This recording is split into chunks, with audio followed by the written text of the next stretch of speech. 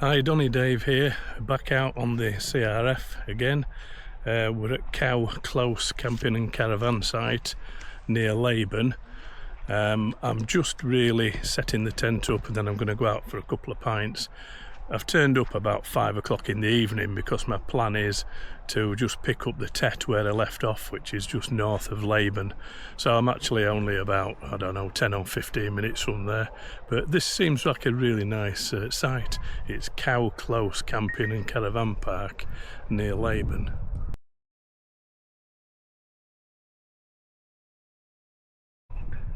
We're just trying a slightly different luggage setup on the CRF. It's the same Krieger bags as I normally have, but I've decided to try and do without the top bag, the big roll bag, and I've just got my tent in a dry bag.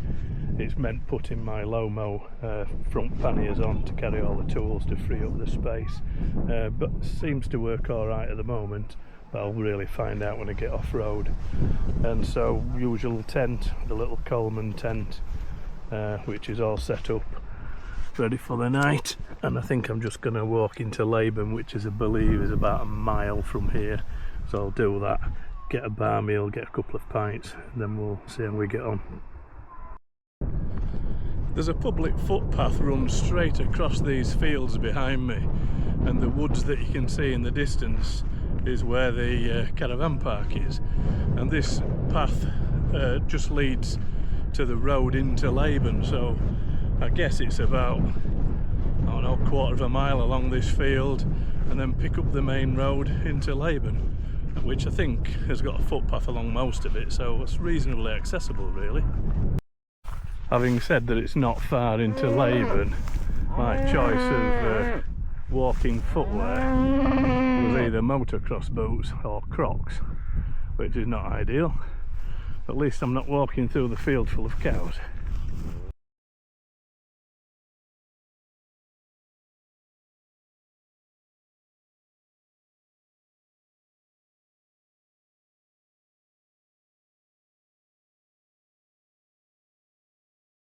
Yeah, and this is Laban village centre. I've just had a few pints and a meal in the Golden Lion across there.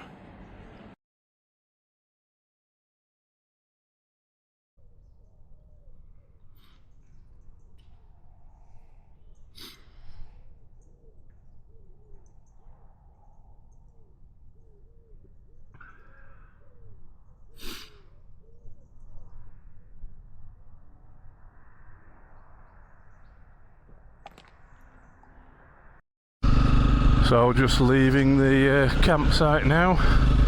I'm going to head back into Laban and then hopefully pick up the track from there. It's a little toilet block on the left, a little wood cladded building and a little reception area there.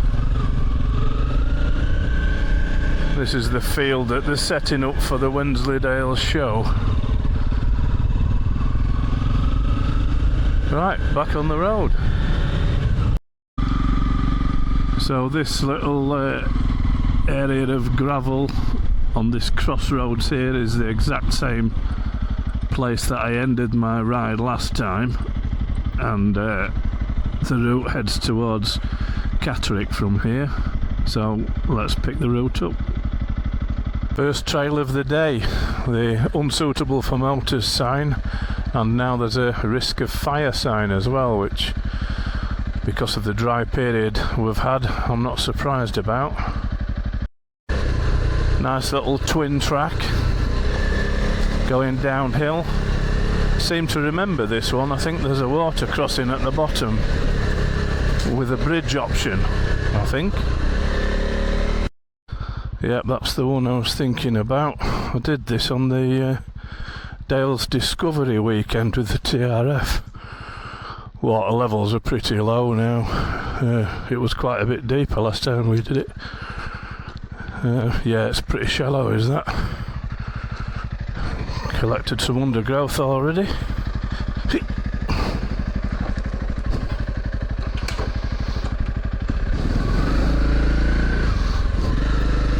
Better get used to this weight pretty quickly.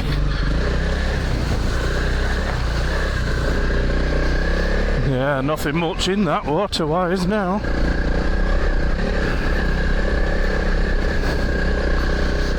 of a loose gravel climb out though.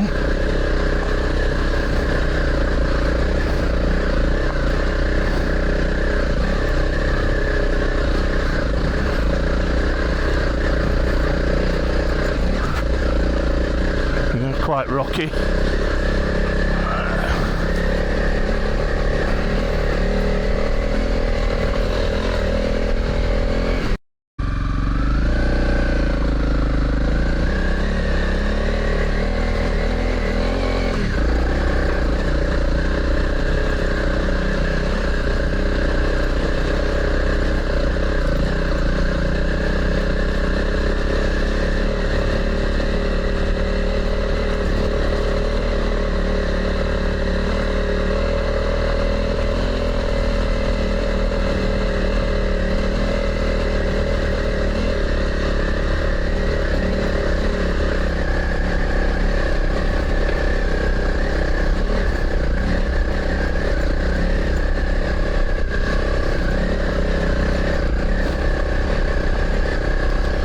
Yeah, I'm not sure about the name of this lane, but it is one I've done previously, I think with North Yorkshire TRF.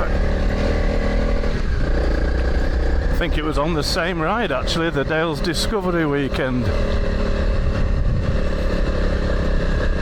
Absolutely beautiful day today, really clear and great visibility, so you can see the views and appreciate them.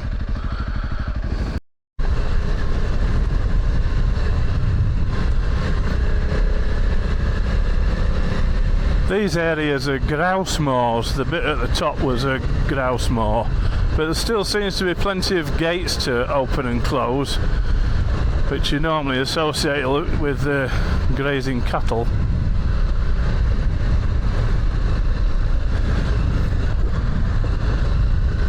The track just forked just at the top there. I'm just taking this right hand fork which comes downhill, and there was a downhill gate to open, which is quite awkward. Even leaving the bike in gear, it nearly rolled off the stand. I just managed to catch it in time. I can see a water crossing at the bottom of this hill, and I recognise it. I've never come down it, I don't think. I've definitely come up it. Again, with these crossings at the moment, they're all pretty shallow. Yeah, there's not much water in these little rivers. Looks lovely and clear though.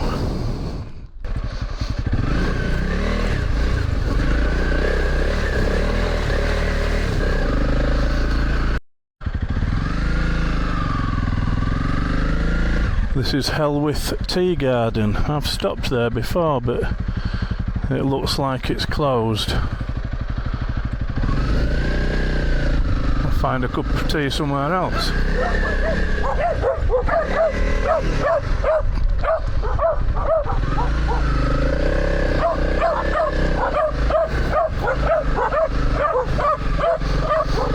Getting attacked by dogs and a chicken there. Nearly dropped the bike because I didn't want to run the dog over. Only a young dog. Helwyth Tea Garden is open 10:30 till 3. That's why it's closed then. I've just been stopped by some kind of warden because there's a grouse shoot going on. That's what these cars are all parked there for. And he just wanted me to wait for a couple of minutes just because they were actually shooting, but I was turning left just before I got to the area that they were shooting, so he's let me go. Wasn't a problem, I'm not in any rush. And he was just saying that the brown heather that's dead, I thought had been burnt, because they do burn it sometimes, is some sort of beetle which eats the root of it and it kills it off. So apparently that's not a good thing. Do not follow sat-nav. This route is unsuitable, you will get stuck. Okay. Well, I'm not following a sat-nav. Yeah, I guess this is the same stream I've just crossed really, because I've kind of looped around on myself, and there's a stream at the bottom of here, again one I've done before. So I assume it won't be very deep. There is a bridge at the other side. I'm not even going to check it.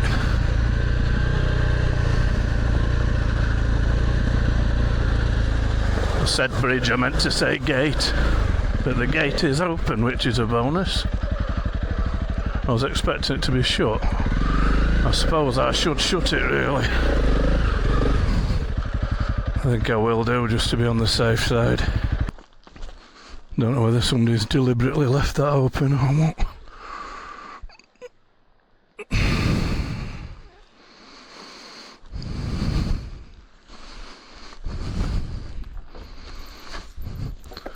Could be that there's nothing to fasten it to. I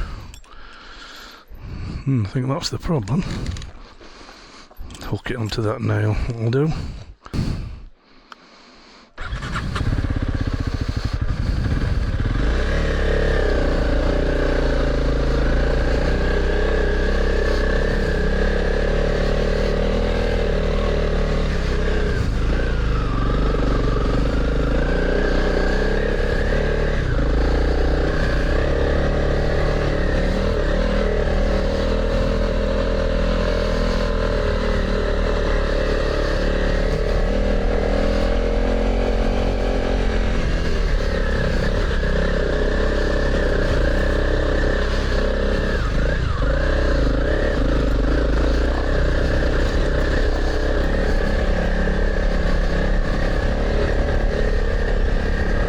This is a lovely little spot.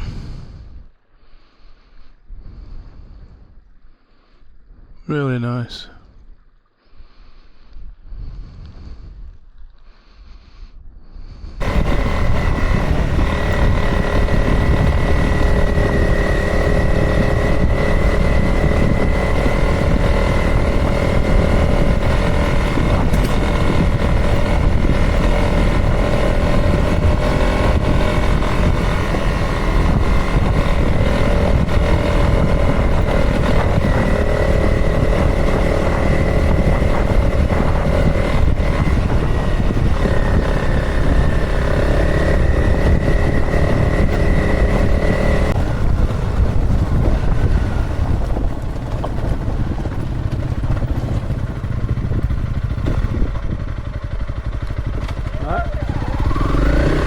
Mate? Do you know this route?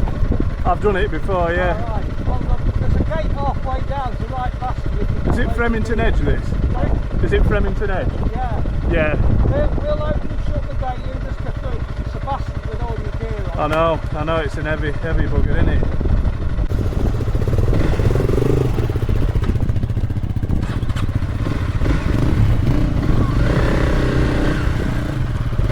Cheers, mate.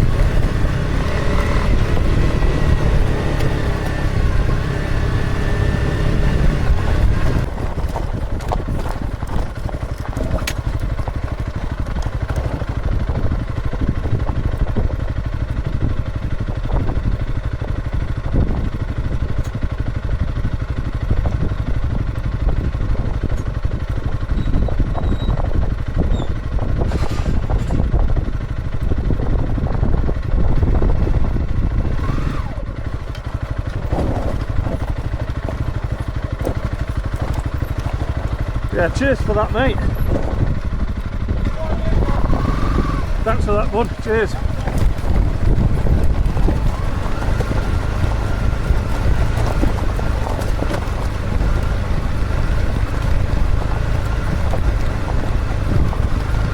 I've just come down Fremington Edge, and there is a really awkward gate on a hill, and it is difficult on a heavy bike.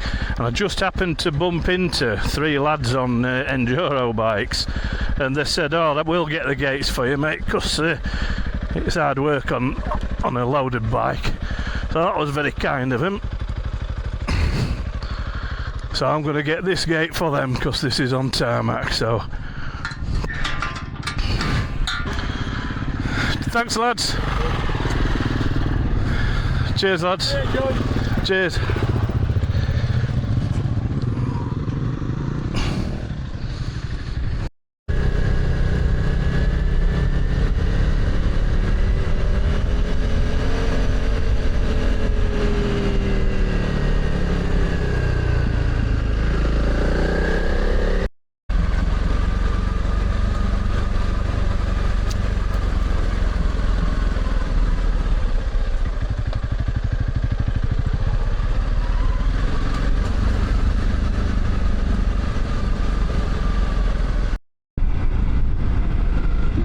So I am back in Reeth, only several days after I was here on my Triumph, and it looks like the route's taking me straight past the Copper Kettle, so it'd be rude not to stop for a cuppa. Might even treat myself to a bacon sandwich, seeing as I only had half a tasteless bowl of porridge this morning, which was pretty horrible. That's the entrance to the campsite I stopped at last week.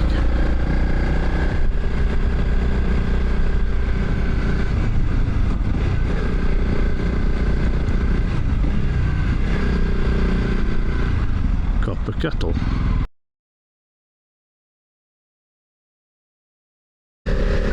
Well, I've just left the Copper Kettle and I'm now on a trail that I've ridden several times called Low Row, a nice easy trail.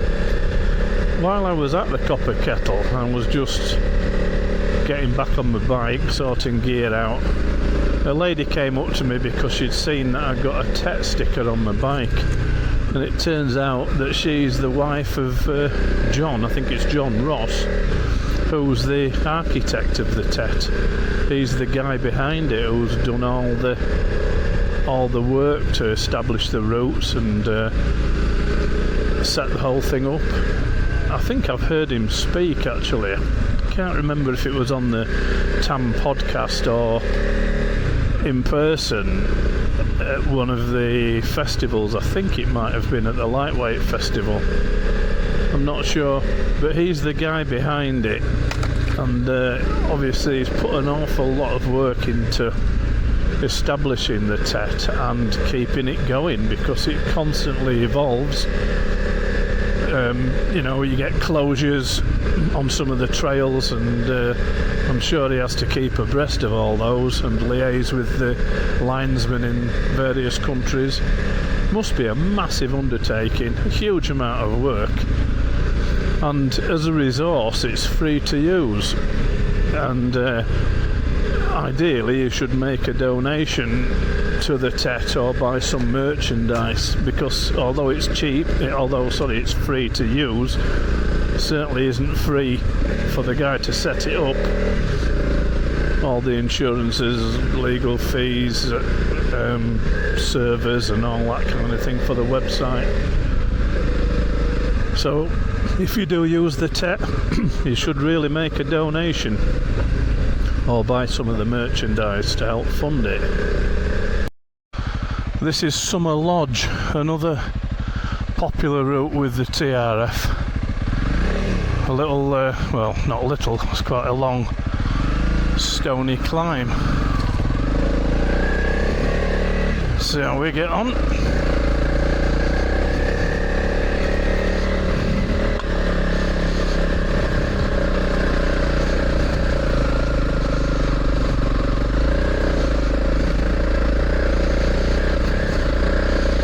Should have knocked my traction control off.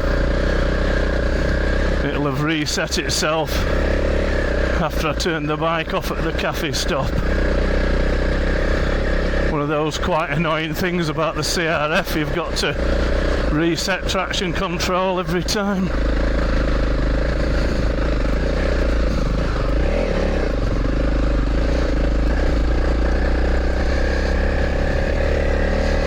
These rocks are quite loose.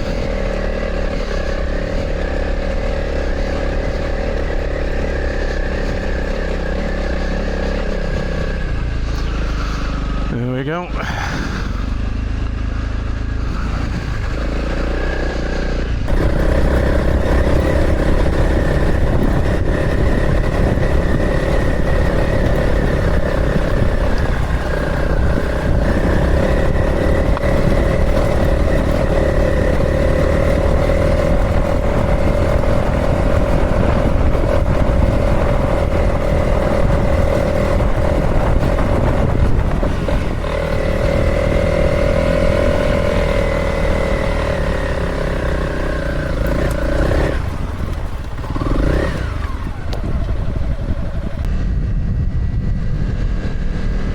Riding the TET is more than just riding the trails.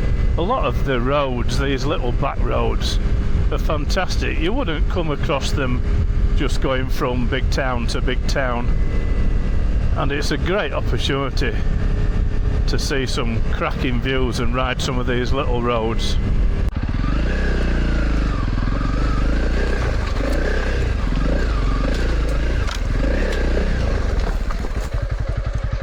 This looks a very boulder-strewn lane. I've done this, but I think I've been down it.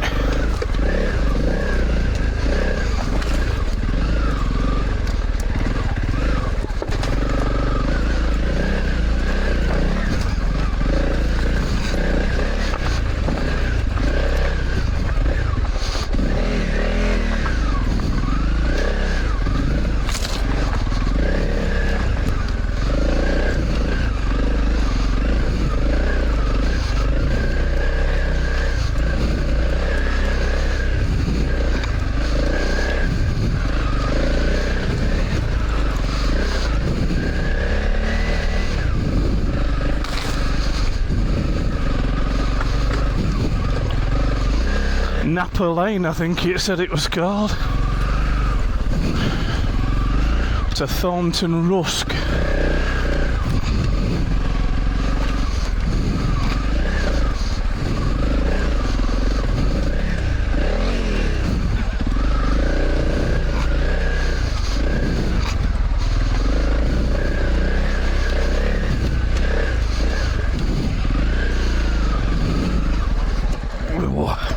Nearly.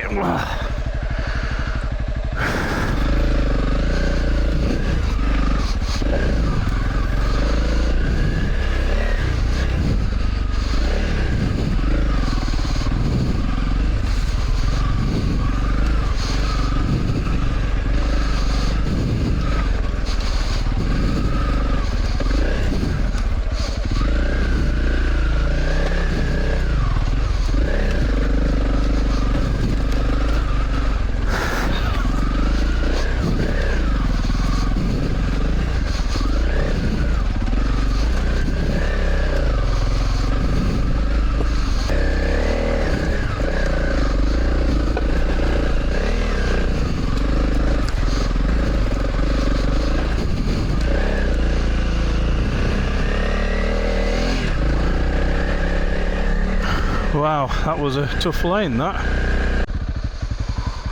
Richmond Gate.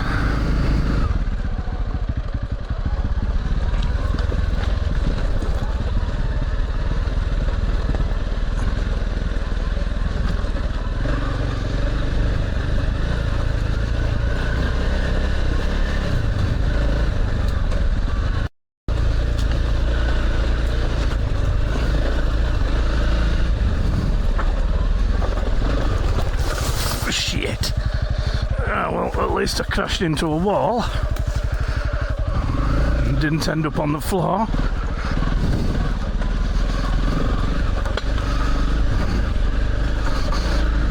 Looks like me screens hanging off. See if I can get to the end of this lane to sort that out. It's going from bad to worse. I'll stop here, I think, get this screen back on. I think that's what happens sometimes. You take a bit of a knock and then you lose your rhythm, and then things get worse. It would help if I could remember which bag I put my stuff in. Spare in a tube. Wheel spanner, tyre things, yeah, that'll do. Allen keys.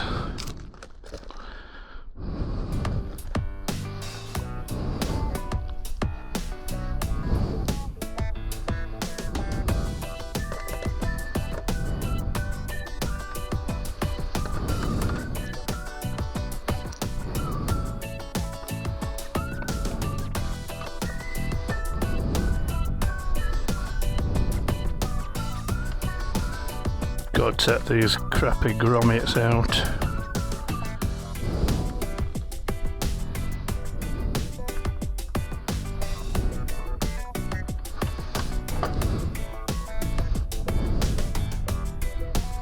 And they slide up into there.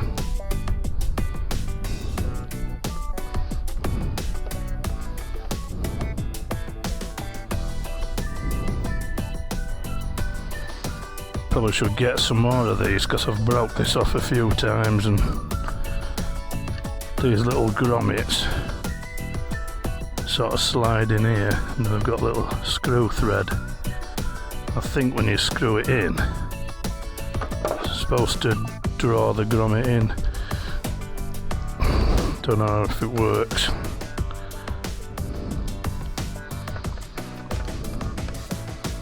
They probably lose their grip once they've been off a few times, which these have.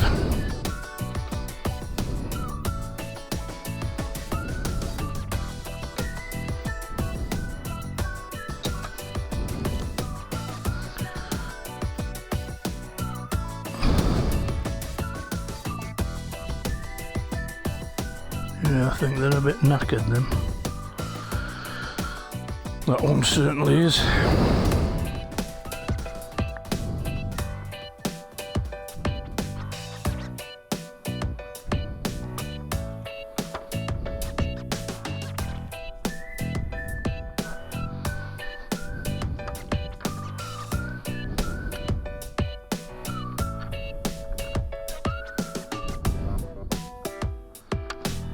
Bollocks.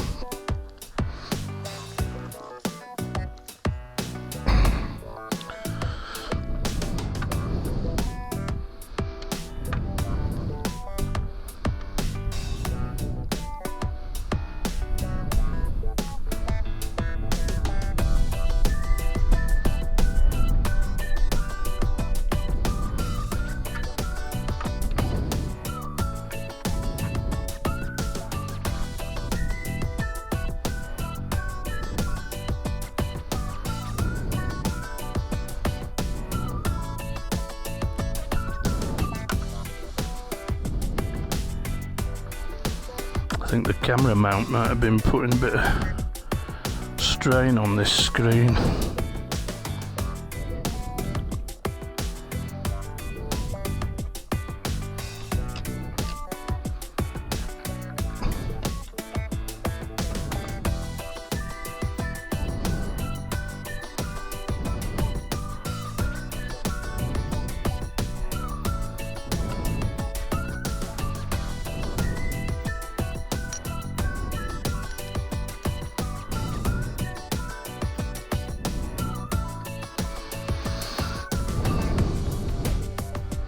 There's also supposed to be some rubbers on the perspex that I've lost.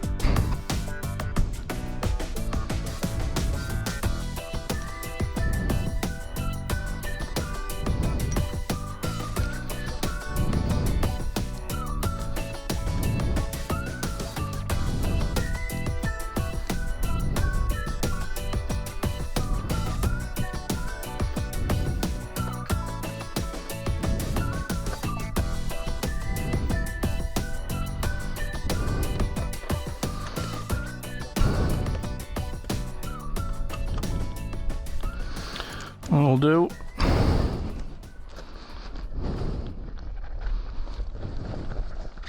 So my middle pack came unhooked from the harness, and that's what my tent is fastened to, so I needed just to reattach the middle bag and just re-strap the tent on. At least I noticed it, so I did actually lose a strap off that middle bag before, but somebody found it fortunately. Right, let's get back on the road, or off the road. Try and get back into my rhythm now.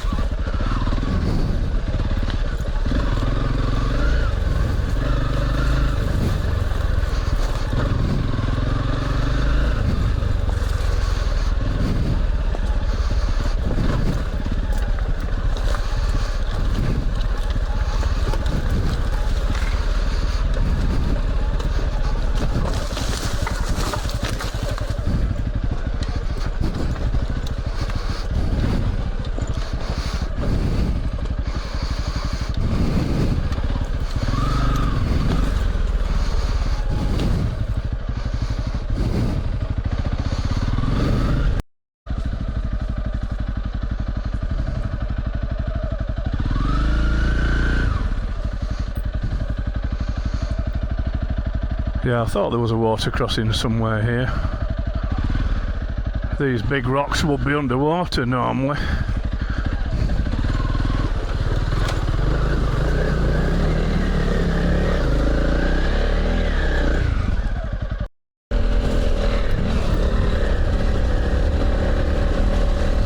Looks like this has been dressed and it's got all this loose stone on it, which I don't know if it's better for four-wheel vehicles, but it don't do you any favours on bikes. It's really slippy.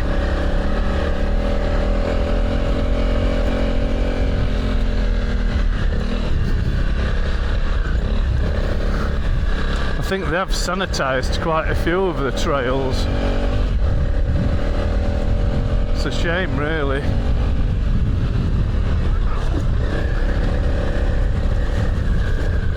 Yeah, where the gravel's deep, it's really loose.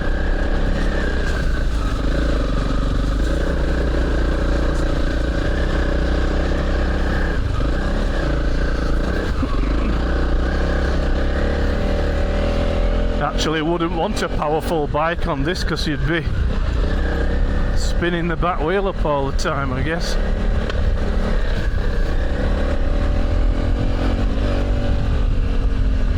I mean, this is doing, and these haven't got the power to pull the skin off a rice pudding, really. Adequate for what I do, though.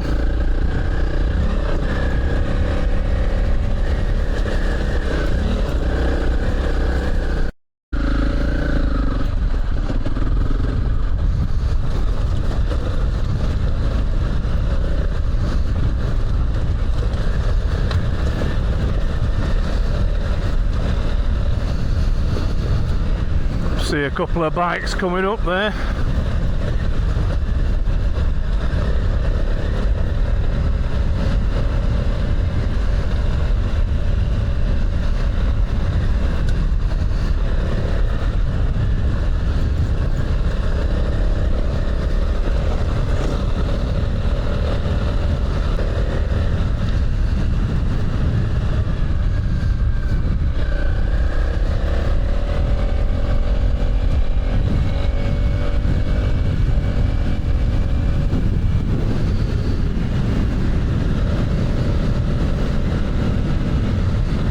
Just missed this turn off on the main trail because I was batting along there and went straight past because I can't see my phone in a standing position. When I sat down I realised I wasn't on the right trail.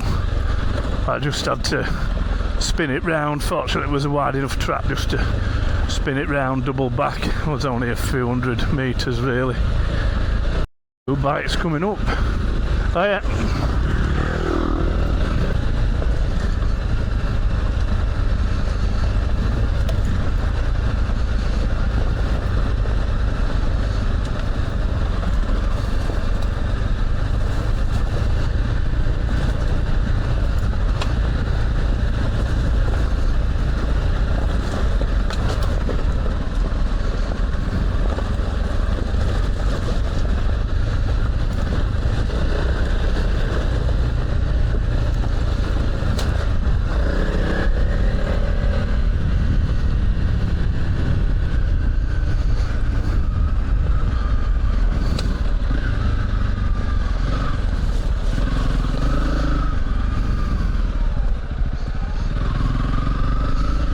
think that probably was a water crossing. Oh, this is. I don't know whether you go down the river or what, yeah? That's pretty shallow. I think this is the river, isn't it?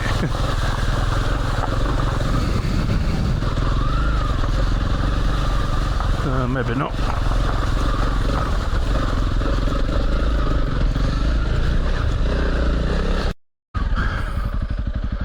I'm just assuming these are not very deep now, but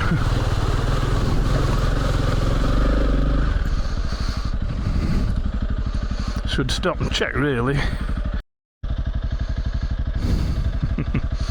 Cows going for a nice cool drink, I don't blame them.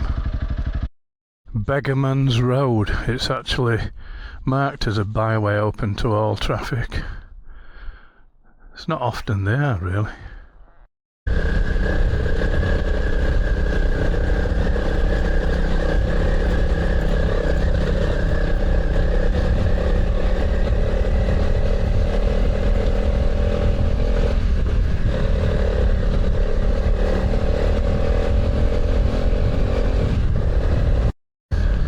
This looks like some sort of Roman road or something. It's just dead straight into the distance.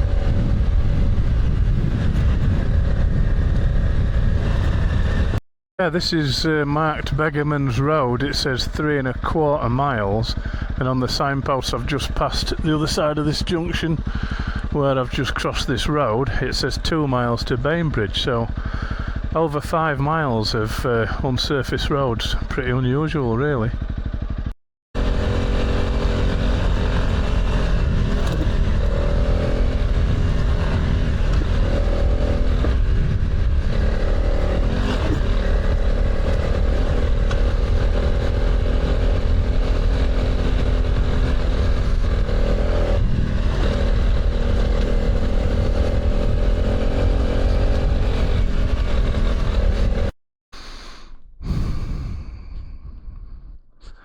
A beautiful view from up here. These cows just chilling out.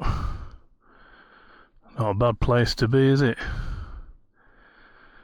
Not in the summer anyway.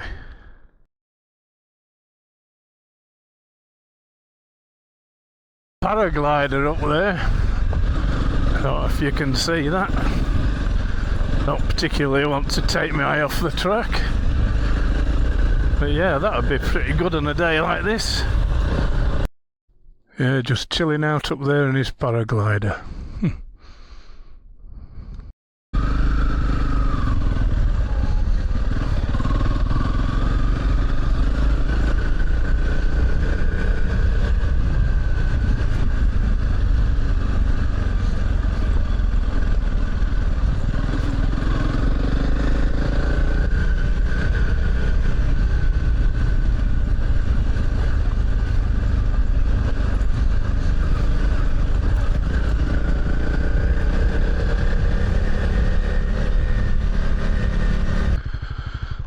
Yeah, I've got to the end of this lane and realised, like many of the others, I've done it going the other way. Done it a few times, and it's called the Cam High Road. That's where I know it as, so that name at the other end must change somewhere down the road. Looks like a classic, is it an Aston? No, it's, yeah it is. Classic, no, Jensen Healy, that's what it is, Jensen Interceptor. And this is one I've not done before, although I do recall seeing some bikes at the bottom of it in a group once.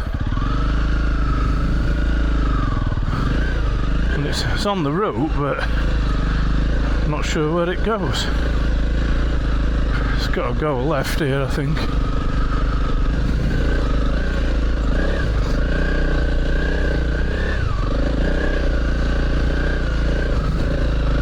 But this is a pig in the wet.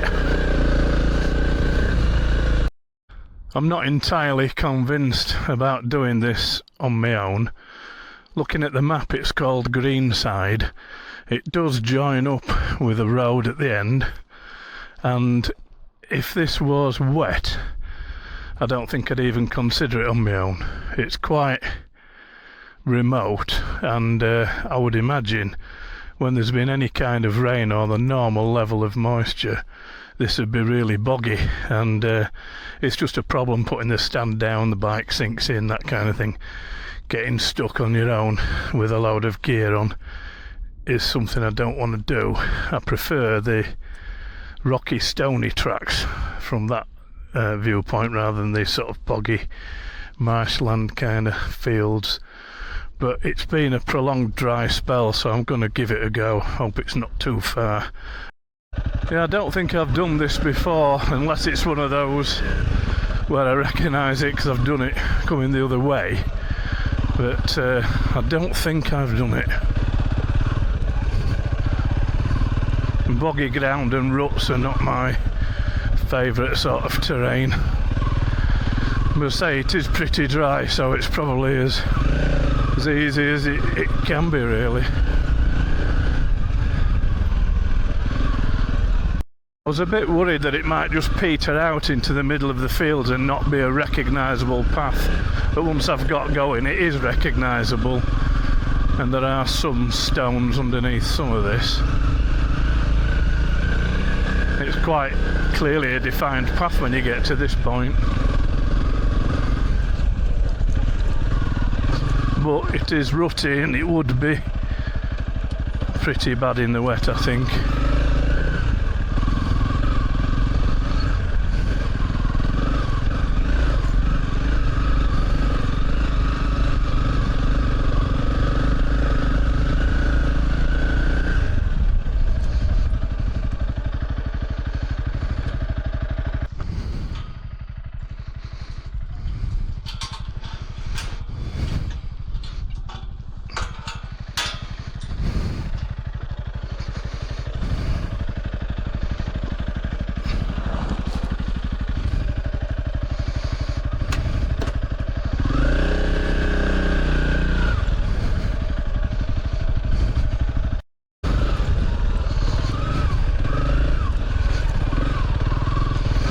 There's a road here. It's not actually a very long section, that. You can call it a road. Looks like a footpath. Oh well, not as bad as I worried about. This is another one of those tiny roads that I was on about that you'd never find unless you were poring over the map. Large scale maps looking for it. You wouldn't find these little roads, you'd never get a chance to ride them. This is perfect for a small bike, barely big enough for a car, and I don't even think there's any passing places. That little road's brought me out onto the Pennine Way, which is obviously a popular walking route. This bit must be a road, technically.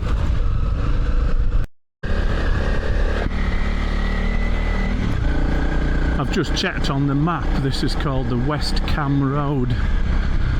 I know the Cam High Road, which we've done. I didn't know the West Cam Road. Yeah, my windscreen's flapping about again and hanging off, so we'll have to buy some of those fixings, put some new ones in. I think I'm going to need to stop and either take it off and put it in my rucksack, or see if I can get some tape on it to hold it. I don't want to risk smashing it or losing it. Knowing my luck, it'll drop off on a road and I get run over. Just done a bit of a bodge on my screen. I've just put a tyre wrap through that bracket so it doesn't bounce off. That fixing's okay. This is the one that's popped out. So I've just put some duct tape round my camera mount and onto the screen. I think it's the camera mount that's been popping it out, to be fair. Although when I did crash into the hedge on that lane, that dislodged it. And I'm sure those rubber things just wear, you know, they just get soft over time, I suppose. I'll have to order some more of those. Let's get back on the road.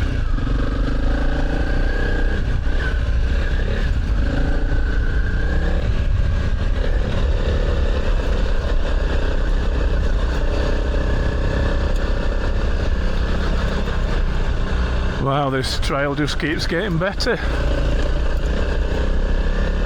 Epic views, and it keeps changing surface, which is quite interesting.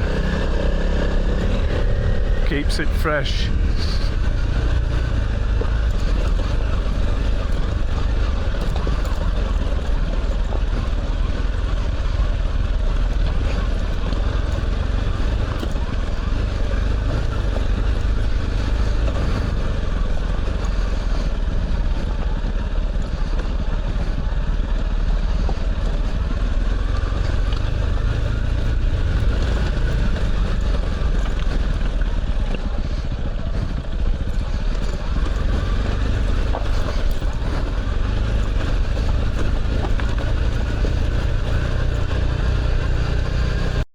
I've done two really long trails in fairly close proximity, and it just feels like a long time off the tarmac, because in this country the roads, the green roads, are not that long most of the time, and you're doing quite a bit of tarmac in between them.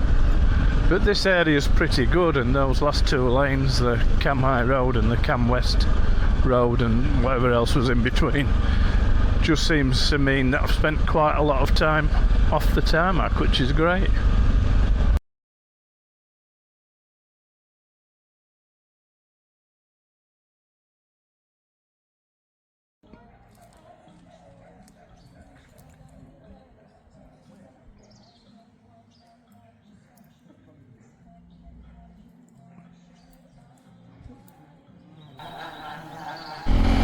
When I finished that last trail, I ended up in Hawes. I tried to find a campsite, and when I turned up at the site, it said pre-booking only.